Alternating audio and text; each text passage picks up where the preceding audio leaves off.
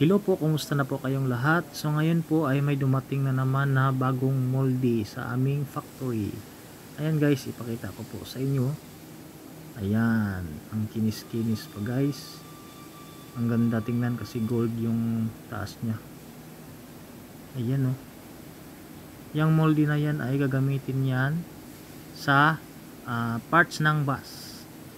Diyan i-assemble yung parts ng bus guys. Iba pa yung robot sa kabila. Ayan, yan po yung bakal na i-welding namin.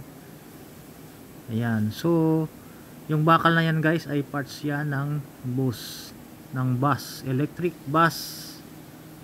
Kasi ang bus dito sa aming factory ay tatlong klase. Ayan, ang ganda talaga ng moldy na yan.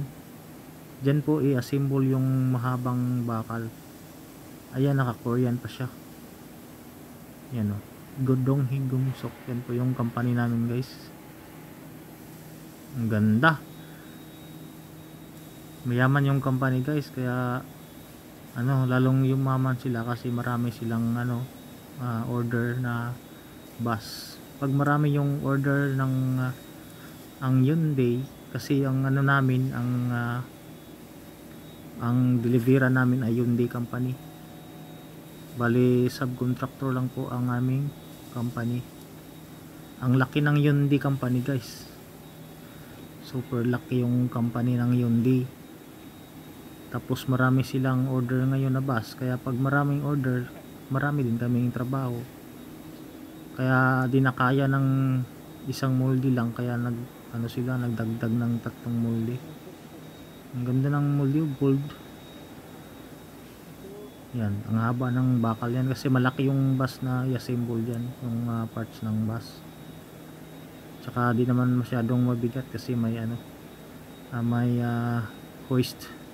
Yan po yung lumapit na yan, yan po yung office staff. Ayan, dyan i-assemble yung Elban, tsaka yung bus na Susuchongi. Yan po yung pangalan ng bus. Yan po yung mga parts na ikabit, yung bakal na yan. Ayan. So bakalan po sa aming company yan, puro bakal.